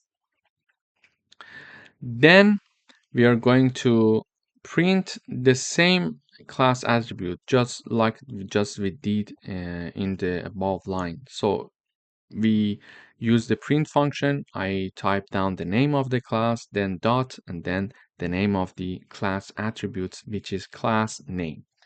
So now this time we see that this class attributes has been modified to XYZ Academy. Initially it was ABC High School, but we used a class method in order to modify it. And this is important to type down the @ class method, because if I comment this and I run the code, I will have errors.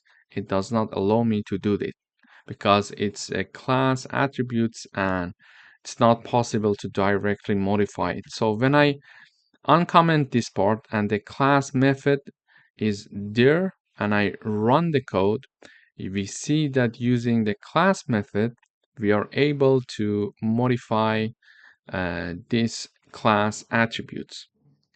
Also, this CLS means class itself. In this case, it is talking about school. So we use this CLS in the class method to modify the class attributes. So this is how we can use the class method in order to modify a class attributes. Thank you for watching. Hi, welcome back. In today's video, we're going to talk about encapsulation. What is encapsulation and why do we need to use them? So far, while we were discussing different coding exercises for classes, we were using public attributes, let's say public variables in the class. But there are two other types of attributes in classes in Python. The first one was the public attributes that we already used. There are two others. The second one is protected attributes and private attributes. What are they and why do we need to use them? So we use encapsulation because of data hiding. It prevents direct modification of variables, which protects object integrity. Also, it ensures that the data is not modified accidentally. And we provide getter and setter functions, or let's say methods, to control how data is accessed or modified. For example, in C++, when we would like to talk about attributes, we are going to have public, protected, and private. If you're familiar with C++, you know that we use these keywords in order to talk about different attributes in one class. However, in Python, the story is a bit different. So if we want to have a public attribute, we simply type down the name of the attribute and it is accessible from anywhere. And so far, you saw that we were simply typing down the name of the variables and they were declared to be public attributes in Python. So we could access them from anywhere in the code. However, if we would like to have, for example, a protected attribute, we need to have underscore and then the name of the variable or the name of the attribute. So it is indicated by a single underscore, and it's a convention that suggests the variable should not be accessed directly, but it is still accessible. We're going to go through all these details in the coding exercises in the following videos. Then, if we would like to have private attributes, we are going to have two underscores, let's say double underscore, and we in Python we perform name muggling or that make it difficult to access these private attributes directly outside of the class. And if I want to make a summary table for you regarding these three attributes, we can say modifier is public, protected, and private. The way that the syntax work is we have self dot the name of the variable. Let's say var is the name of the variable. So when we type down simply the name of the variable, it's public.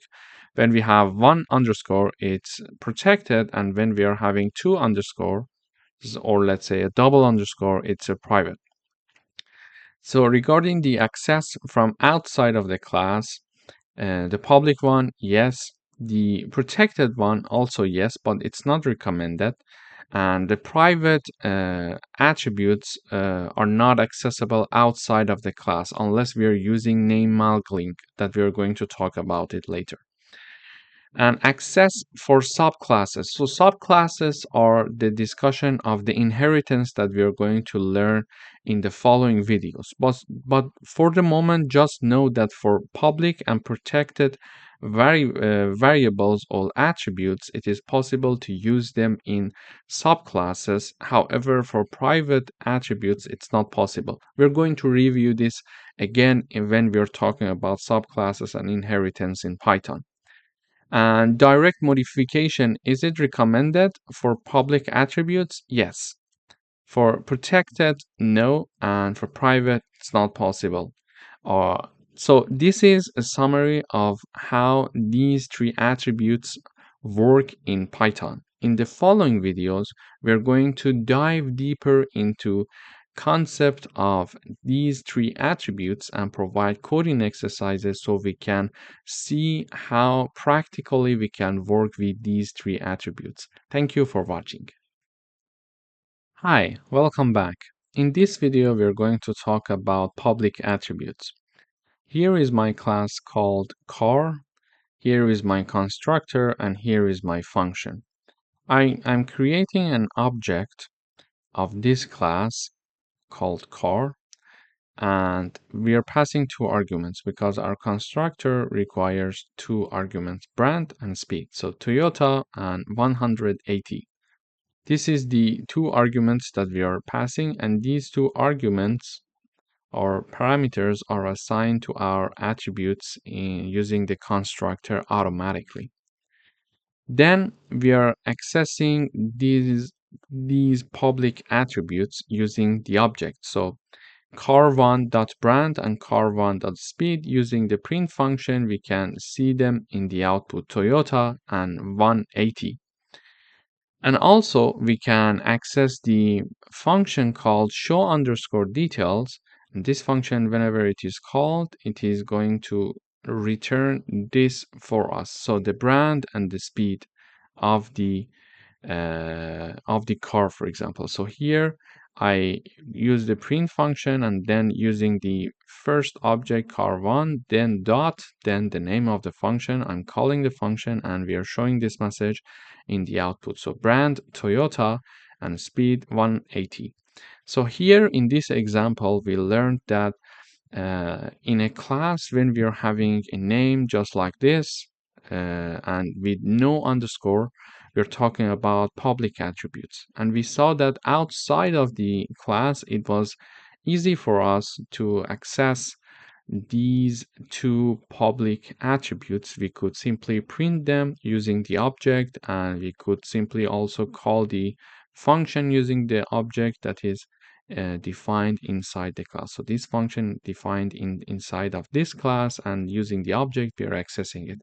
In the following videos, we're going to talk about other attributes that we can use in classes in Python. Thank you. Hi, welcome back. In today's video, we're going to talk about protected members or attributes. So they should ideally be accessed only within the class using methods, or let's say functions, rather than directly. But here we are going to access them directly and also using methods to see how we can access these protected attributes. Here is my class called employee, and it has a constructor and it needs two arguments. So these two arguments are assigned to my attributes. But the first attribute is a public attribute because it has no underscore. But the second one is a protected attribute as it has one underscore. So my salary attribute is a protected attribute. Then I'm having a function called show salary, and basically this function is going to show me the name of the person and then the salary of that person. And you see that when I'm accessing the public attribute, I don't use the underscore, but for the protected, I use the underscore. Then I'm having a function called update salary. And in this function, we are going to, whenever we are calling it, we need to pass one argument. So the new salary needs to be passed. First of all, we are checking to see if the salary that is entered is larger than 0 or not. Because if it's not larger than 0, probably we made a mistake and we fall into the else part and we print invalid salary. However, if the new salary that we entered is larger than 0, we're going to assign new salary to our protected salary attribute, and then print this message saying that salary updated to, and then the new salary is shown here, and the new salary that is assigned to our attribute. And this is my class, basically a constructor and two functions. This function is the show function, and this function is the update salary. Then I would like to create an instance, or let's say an object of this class. I name it emp1 equals the name of the class employee, and we are passing two arguments, name and salary. And these two arguments are assigned to our attributes. Then we would like to access protected attribute. We can do it directly outside of the class, but it's not recommended, but it is possible at the same time. So I use the object dot the name of my protected attribute, which is underscore salary. So I use the print function to print this value, which is 50,000 because we just initialized it. So this is how when I run the code, we see that 50,000 is printed in the output. So we are directly accessing a protected attribute. It's not recommended, but it is possible to do that. However, a better way to do that is to access via a method or a function. How to do that? So we have a show salary function here for this job, actually. So I use the object, then dot the name of the function show underscore salary. And whenever this function is called, it is simply showing the information of the employee and the salary.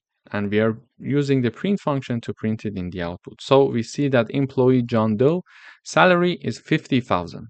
So this is the better way to access protected attributes rather than just directly accessing them.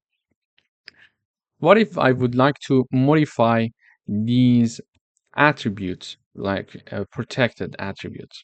In order to modify them, we had an update underscore salary function. So I write down the name of my object dot the name of function, and I pass one argument. So this new salary is my argument. Salary is now 60,000. So 60,000, is it larger than 0? Yes. Then assign that 60,000 to the protected attribute and show the updated protected attribute. So we see that it says salary updated to 60,000. After doing the update of the salary, we are calling the show salary function one more time to make sure the modification has been done correctly. So we call it, it goes up here and it shows employee and the salary. So here we see that employee John Doe and salary is 60,000.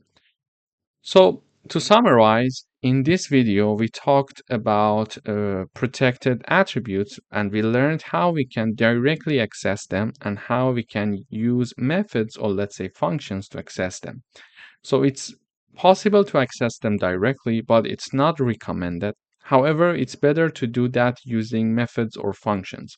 Also, we learned that we can modify protected attributes, and we had a function called update salary here that was doing the job for updating the salary amount for us. Thank you for watching. Hi, welcome to this video. In today's video, we're going to talk about private attributes, or let's say private members. Here we are having a class called bank account. We are having a constructor that has two arguments, account number and balance. And whenever we are creating an object of this class, these two parameters or arguments are being assigned to my attributes. And you see that these are private attributes because they are having two underscores, or let's say a double underscore. Because they are having double underscore, we realize that they are private attributes. We are having a function called deposit, and whenever this function is called, we need one argument called amount, and that amount is added to the balance of our bank account. And we see that when we would like to update this balance attribute, because it's a private attribute, we are having double underscore. And then we are showing this message, deposited, and then the amount is shown, and the new balance is also being printed. Then we are having a function called withdraw, and it also requires one argument. So when we call this function, we pass one amount as argument for calling this function. Then we check if this amount that we would like to withdraw from the bank account is lower than or equal to the current balance of our bank account. If so, it is going to reduce that amount from the balance, okay, and then show this message, withdraw, and then show the amount that we want to withdraw, and then show the remaining balance of our bank account. And if the amount is not lower than or equal to balance, it means that it is larger than the balance. So in this case, we are falling into this else part and we are saying that insufficient funds because we would like to withdraw some amount of money that we don't have that much in our bank account. For example, if we want to withdraw $10,000 and we only have $5,000, it shows the message insufficient funds. And also we are having a function called getBalance that it is going to show the amount of balance that we have in our bank account. Here we are creating an instance, or let's say the object of the bank account class, and we are passing two arguments. What are these two arguments? Account number and balance. So the account number is just a random number that I'm writing down here, like 1 to 9 is the account number, we assume that. And the balance, the current balance of the bank account is $5,000. So this number bank account is assigned to the account number private attribute, and then the 5,000 is assigned to the double underscore balance attribute of my class. Then, if we would like to try to access a private attribute like this, we are going to have errors. So we cannot use the object and then dot and then the name of the private attribute. So when I run, we see that we are going to have errors here. And the error cause is because we are trying to directly access a private attribute here. Okay, so when I comment this part and I run the code one more time, we see that we have no error and everything works perfectly. But when we want to access directly to the private attribute, it returns an error. So this is the first lesson of this coding exercise. We cannot directly access private attributes unless we are using name mangling method. So we are going to talk about name mangling as well in a few minutes. But directly, it's not possible to do that. In order to access private attributes, the correct way is to have a getter function. And we had a getBalance function actually.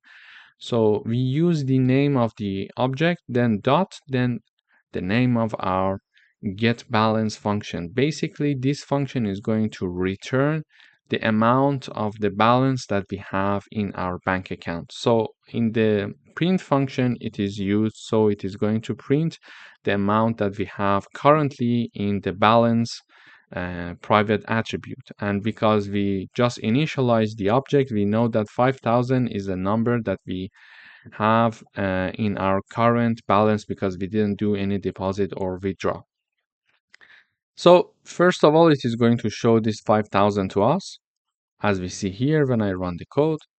Then we are going to deposit some amount of money and also withdraw some amount of money. In order to call the deposit function, we use the object, then the name of the function, then the amount, 2,000.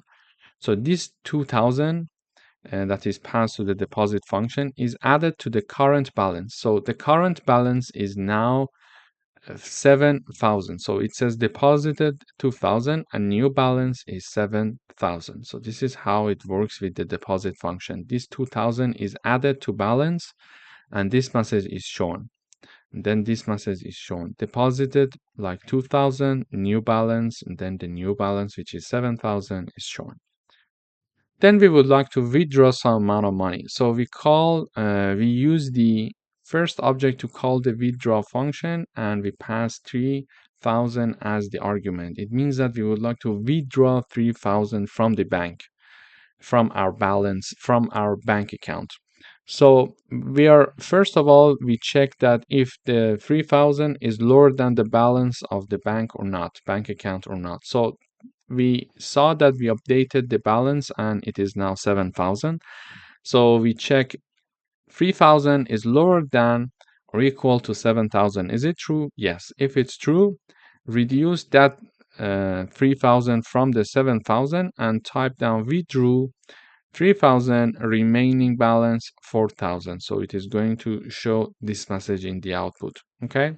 And we are seeing that withdrew 3,000 remaining balance 4,000. How it works, it is going to check 3K is lower than 7K. Yes.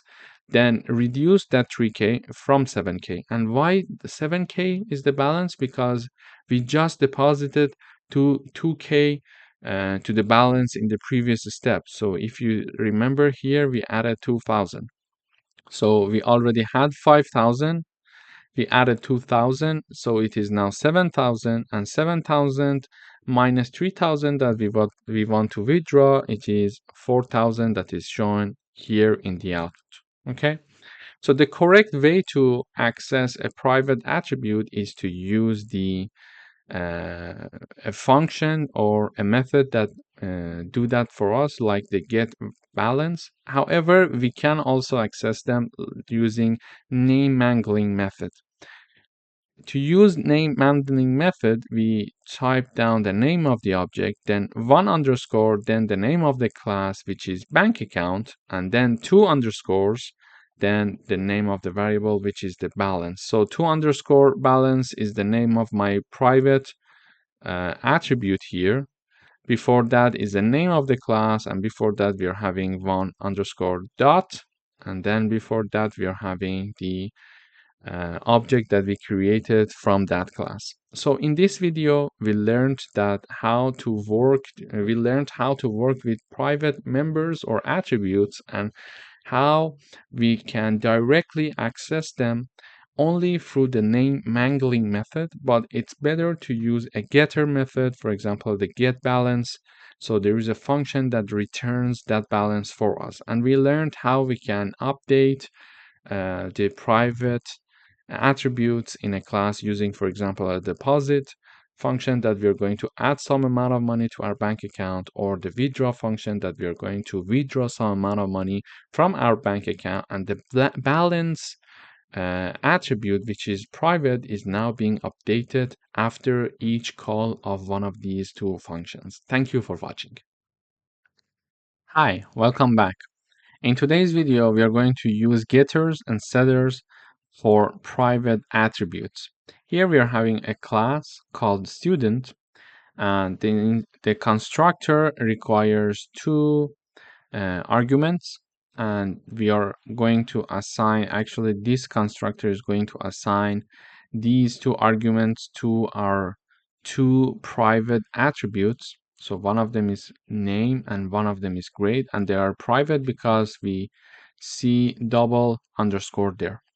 Then we are having the getter method function, which is called getGrade, and basically it is going to return the grade for us. So whenever this function is called, it is going to return the grade. So this is why we are naming it a getter method. So it is going to get the method, get the grade, sorry, and show it to us. Okay, so it is going to return the grade for us. So it is a useful way to access private attributes. Then we are having the setter method called setGrade, and it requires one argument, and the argument is the grade that we would like to have for a student, for example. And when we are calling this setGrade function, we would like a value to be assigned or to be set for our private attribute. We are going to do it using setter methods, using this set underscore grade function. So when we call this function, we need to have one argument, and first of all we check if that argument, if that number, if that value, let's say, that we pass while calling this function is something between 0 and 100, because this is the range in which we can provide a grade.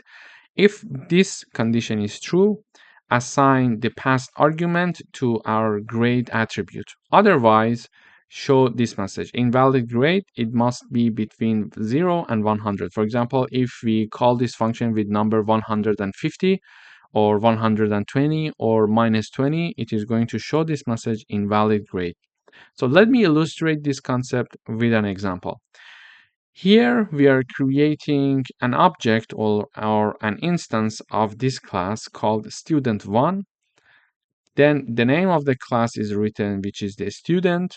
Then we are having two arguments, Alice and 85. So the name and the grade. So when we are creating the object, we learned that the constructor is going to be called automatically And these two arguments, Alice and 85, that are assigned are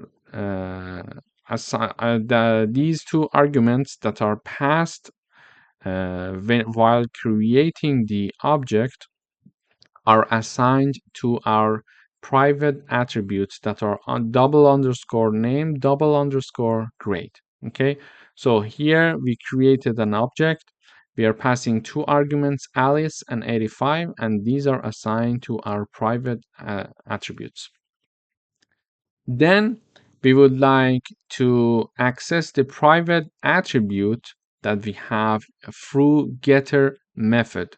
To do that, we simply use the print function. Then in the parentheses, we write down the name of our object, which is student1, dot, and then the name of the function, which is getGrade, and we have nothing in parentheses because apart from self, we have no argument in parentheses for the getGrade function. Therefore, the way that we can call this function is just writing down the object that we created from the student class dot the name of the function. And this is going to actually return the grade for us. So whenever this function is called, it is going to show the grade, which is a private attribute. So it is a correct way to access a private attribute. Okay. And therefore, we are going to print the output, the returned value of this function, which is 85, because the grade is going to be shown. It is 85, and it is going to be printed in the output. So we expect to see number 85, first of all, when we run this code. Then we would like to modify this grade. But how do we do that? In order to modify the grade, we use the object dot then the name of the set underscore grade function, because this function is going to modify the private attribute for us. And we are having the number 90 being passed as the argument. So the set grade function is called and 90 is passed, and we are checking to see if 90 is between 0 and 100. Yes. Therefore, assign 90 to our private attribute, which was 85 before. So the double underscore grade now equals 90. Okay. So now we modify the grade, and we would like to again call the getGrade function to show us the grade that we modified, and we expect to see 90 when we call the getGrade function using the student1 object. After all, I would like to modify one more time the grade attribute, but this time I use the object and I call the set grade, and then I type down number 150. So this set grade function is called. When this function is called, 150 is passed as argument. Here we check is if 150 is between 0 and 100. No, it's not true. Therefore, it is going to show this message. Invalid grade must be between 0 and 100. So when I run this code, first of all, we see number 85 being printed in the output coming from here. Using the getGrade function, we were accessing the grade attribute, which was a private attribute. Then we modify the grade using the setGrade function. After that, we are calling the getGrade function again to show us the modified grade attribute. So we see that it's 90 now. Finally, we would like to set the grade. So we would like to modify the grade one more time, but we are sending one number that is more than 100. So the number should be something between 0 and 100, but we are passing the argument 150. Therefore, when we are talking about 150, it's not passing this condition, so it is not going to be assigned to our grade private attribute. Finally, it is going to show this message because we fall into the else part, and here it says invalid grade must be between 0 and 100. So in this video, actually, we learned how to use setter and getter methods to access or modify private attributes in Python.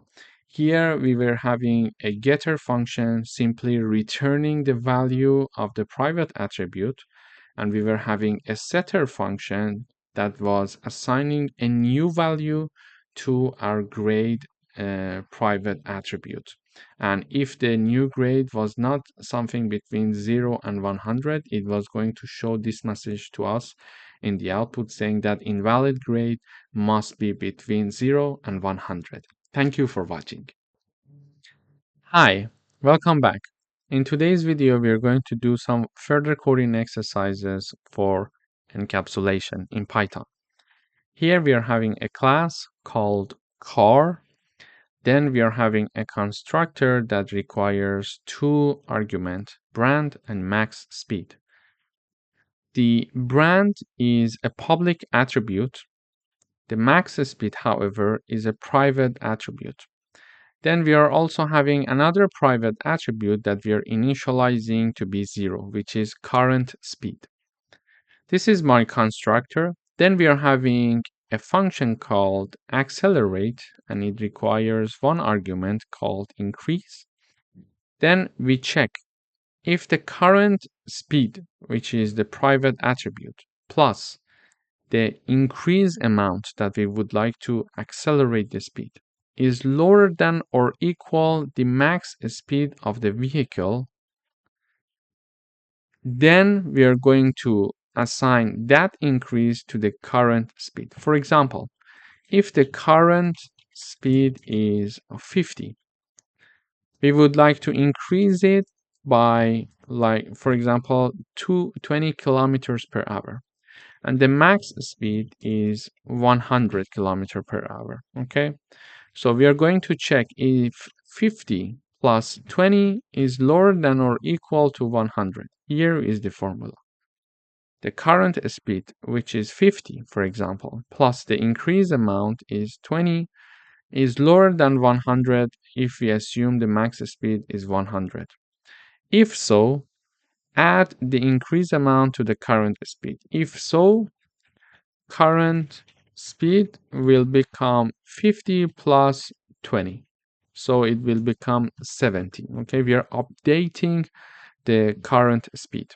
And we are showing this message in the output saying that accelerating current speed, for example, 70 kilometer per hour. And if the current speed plus increase here, for example, is not lower than 100. For example, the current speed is 50 and we would like to increase it by 80. And the max speed is 100. So this formula is not correct. If this condition is not correct, we are going to fall into this else part and we are showing this message, cannot exceed max speed of, and then max speed is shown. This is the accelerate function. We are going to check, basically, to summarize, in the accelerate function to check the current speed that and the amount that we would like to increase the speed. If the addition of these two numbers is lower than the maximum speed of the vehicle, it's okay. We are going to increase the speed, and we are going to increase the value of current speed. However, if this condition is not true, we are going to say cannot exceed the max speed of, for example, 100. This is basically what the accelerate function is going to do. Then we are having another function called break.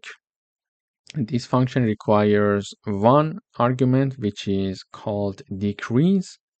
And we are saying that, okay, if the current speed minus decrease is still larger than or equal to 0, and reduce that amount from the current speed. For example, if the current speed is 50 and we would like to decrease it by 20, let's say 30, and it is still larger than or equal to 0, which is true because 70 minus 30 will be 40, and 40 is actually larger than or equal to 0.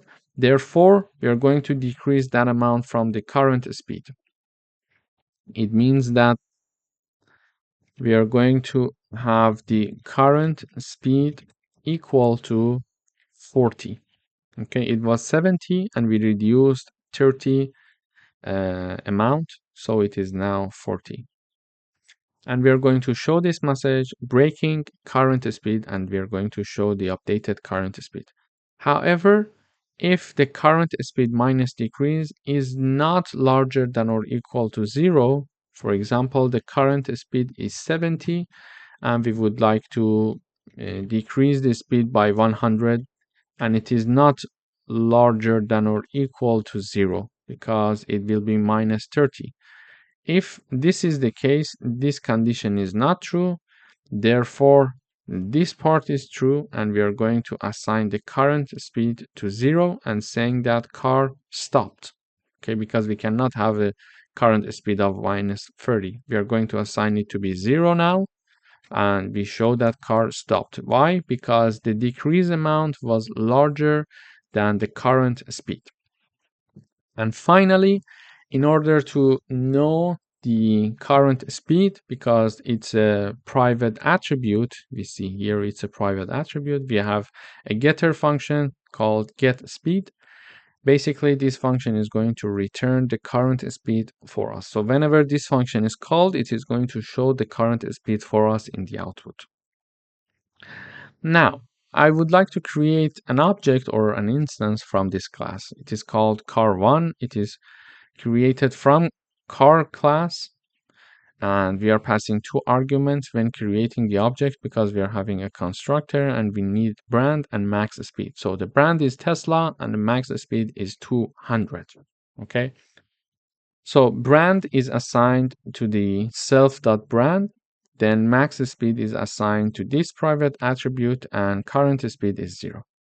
So the constructor worked and assigned the assignments. Then we are calling the car1. We are calling, the accelerate function using the car1 object. Or we are saying that car1.accelerate 50. Okay. So when we call this function with number 50, we say current speed is 0 plus 50. The result will be 50. Is it lower than or equal to max speed, which is 200? Yes. So add that 50 to the current speed and show this message. Accelerating current speed is 50. This is what it is going to be shown in the output. Then we are going to show this message. We are going to call the accelerate function one more time. And we are saying that, okay, now I call the accelerate function with number 160. Okay. And when this number is called, what is shown in the output is the following. We come here, the accelerate function is called again. This 160 is the argument that is passed. So 160 plus the current speed, which we calculated from the previous call, which was 50. Now we are adding another 160. It will become 210. Is it lower than the max speed, which is 200? No, it's not. It's not lower than 200 because, let me remove these, because we calculated the current speed from the previous call, it was 50. Now we are adding 160, okay? And we are checking to see if it's lower than 200. It's not, it's 201. Therefore, this condition is not true, okay? And this else part is going to be executed saying that cannot exceed max speed, which is 200, okay? So here we should have this message again shown here, okay? Then what happens if we want to accelerate the car by 10 unit? So we call the accelerate function, the current speed is 50. We are accelerating with 10. So 60 is lower than 200. Yes, it's lower than 200. Then we are going to add that 10 to the current speed, which is 50. So the current speed will be 60 as we expect here. So it is going to be 60. Then we are going to call the break function with number 30. So our current speed is 60. We are going to call the break function. This is the break function, and we would like to decrease the speed by 30 units. We are checking current speed minus decrease, which is 60 minus 30. Is it larger than 0? Yes, it's 30. So 30 is larger than 0. So it was something like current speed is 60 minus 30.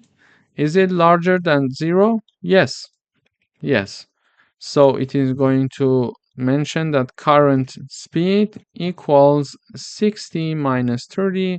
So current speed equals 30 now. We decreased it. And we are going to show this message breaking current speed 30. And finally, we're going to call the break function one more time, and we would like to decrease the amount by 200.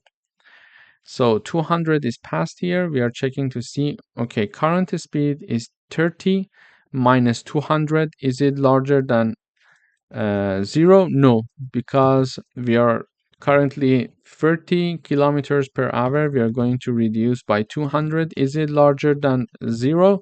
No, it will be minus 170. Because this condition is not true, it is going to fall in the else part, and it is going to say that, okay, current speed equals 0, and show this message, car stopped. And now the car has stopped. And finally, when we call this, when we run this code, we exactly see what we expected. So first of all, we are creating the object, and we are having two arguments, Tesla, and the maximum speed is 200. We are having the accelerating current speed 50 because we added 50. Then we would like to add another 160. It says, no, it's not possible. The max speed is 200. So 160 plus 50 is larger than the max speed, so we are not going to accelerate. Then we are calling again, and we are going to accelerate by 10 units. We are saying that, okay, accelerating current speed is 60 because 10 plus that 50 is 60 now. Then we are going to break. So the by 30 units. So 60 was the previous current speed minus 30. The result will be 30. Then finally, we would like to break by 200 units, which is larger than what we want. So it is going to show this message, car stopped. Actually, this is how we can modify private attributes using different functions here in Python. We could also use the get speed in the meantime when we were calling for example, we could here say print and then car1.get speed. So this way we were calling the get speed function. Like, let me show a message here as well. So the current speed of the Tesla. So if I print this several times, we can see the progress of increasing or reducing the speed. So here it says the current speed is 50.